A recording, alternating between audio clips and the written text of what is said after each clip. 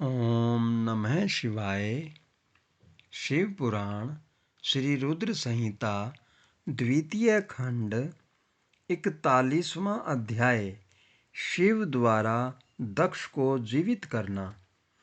देवताओं ने महादेव जी की बहुत स्तुति की और कहा, भगवान आप ही पर ब्रह्म हैं और इस जगत में सर्वत्र व्यापक हैं। आप मृत्युंजय हैं। चंद्रमा, सूर्य और अग्नि आपकी 3 आँखें हैं। आपके तेज से ही पूरा जग प्रकाशित है। ब्रह्मा, विष्णु, इंद्र और चंद्र आदि देवता आपसे ही उत्पन्न हुए हैं। आप ही इस संसार का पोषण करते हैं। भगवान आप करुणामय हैं। आप ही दुष्टों का संहार करते हैं। प्रभु आपकी आज्ञानुसार अग्नि जलाती है और सूर्य अपनी तपन से झुलसाता है। मृत्यु आपके भय से कांपती है। हे करुणानिधान, जिस प्रकार आज तक आपने हमारी हर विपत्ति से रक्षा की है, उसी प्रकार हमेशा अपनी कृपा दृष्टि बनाएं। भगवान हम अपनी सभी गलतियों के लिए आपसे क्षमा मांगते हैं। आप प्रसन्न होकर यज्ञ को पूर्ण कीजिए तथा यजमान दक्ष का उद्धार कीजिए। वीरभद्र और महाकाली के प्रहारों से घायल हुए सभी देवताओं व ऋषियों को आरोग्य प्रदान करें। उन सभी की पीड़ा को कम कर दें। हे शिव जी, आप प्रजापति दक्ष के अपूर्ण यज्ञ को पूर्ण कर दें और दक्ष को पुनर्जीवित कर दें। भग ऋषि को उनकी आँखें, पूषा को दांत प्रदान करें। साथ ही जिन देवताओं के अंग नष्ट हो गए हैं, उन्हें ठीक कर दें।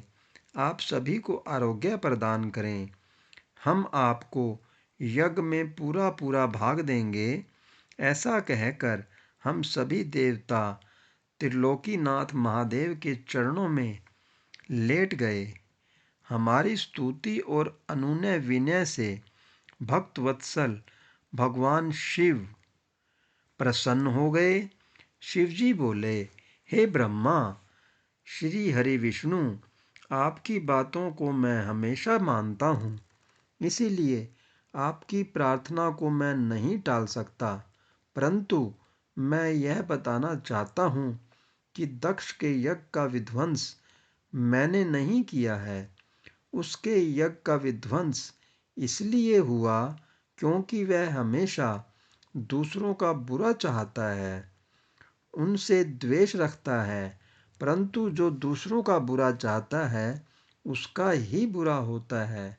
अतः हमें कोई भी ऐसा कार्य नहीं करना चाहिए जिससे किसी को कष्ट हो। तुम्हारी प्रार्थना से मैंने तुम्हें क्षमा कर दिया है और तुम्हारी विनती मानकर मैं दक्ष को जीवित कर रहा हूँ। परंतु दक्ष का मस्तक अग्नि में जल गया है, इसीलिए उनके सिर के स्थान पर बकरे का सिर जोड़ना पड़ेगा। भग सूर्य के नेत्र से यज्ञ भाग को देख पाएंगे तथा पूषा के टूटे हुए दांत सही हो जाएंगे। मेरे गणों द्वारा मारे गए देवताओं के टूटे हुए अंग भी ठीक हो जाएंगे। भृगु की दाढ़ी बकरे जैसी हो जाएगी। सभी अघर्वयु प्रसन्न होंगे। यह कहकर वेदी के अनुसरण करता परम दयालु भगवान शंकर चुप हो गए। तत्पश्चात मैंने और विष्णु जी सहित सभी देवताओं ने भगवान शिव का धन्यवाद किया। फिर देव ऋषियों सहित शिवजी को उस यज्ञ में आने के लिए आमंत्रित कर हम लोग यज्ञ के स्थान पर गए जहाँ दक्ष ने अपना यज्ञ आरंभ किया था। उस कनखल नामक यज्ञ क्षेत्र में शिवजी भी पधारे।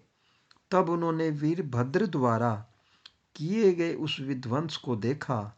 स्वाहा, स्वधा, पूषा, तुष्टि, धरती, समस्त ऋषि, पितर, अग्नि व यज्ञ, गंधर्व और राक्षस वहाँ पड़े हुए थे। कितने ही लोग अपने प्राणों से हाथ धो चुके थे। तब भगवान शिव ने अपने परम पराक्रमी सेनापति वीरभद्र का स्मरण किया।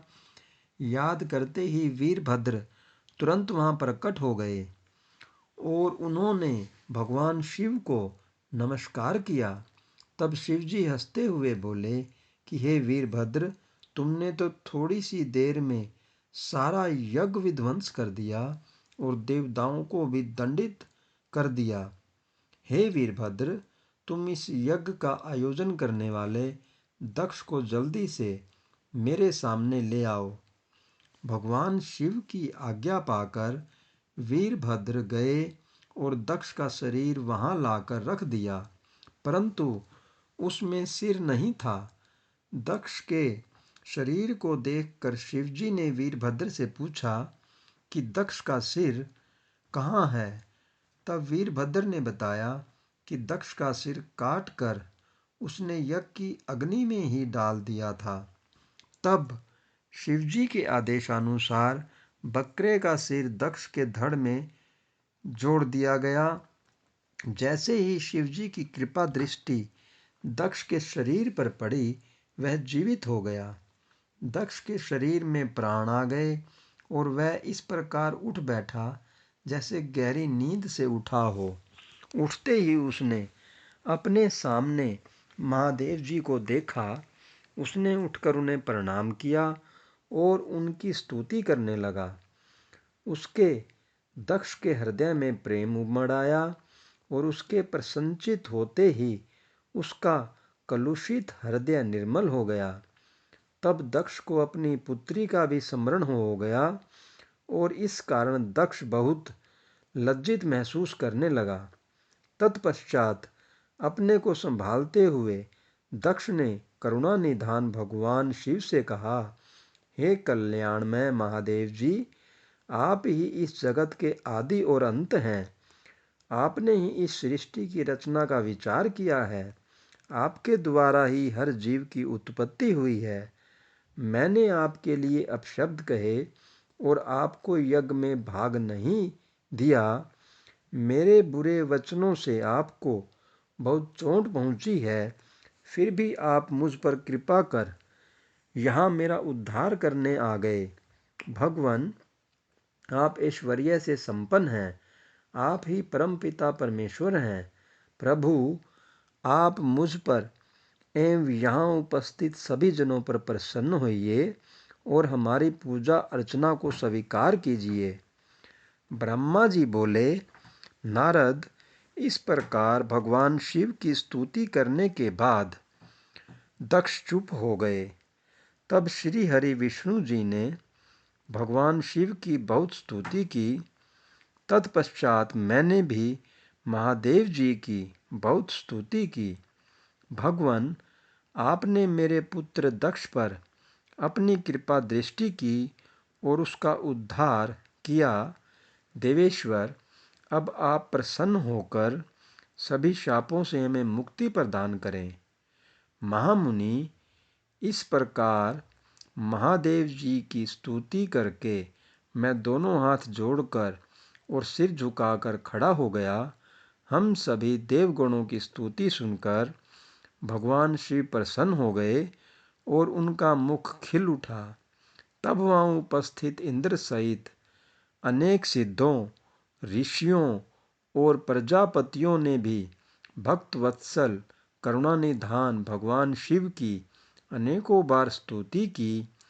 यज्ञशाला में उपस्थित अनेक उपदेवों, नागों तथा ब्राह्मणों ने भगवान शिव को प्रणाम किया और उनका प्रसन्न मन से स्तवन किया।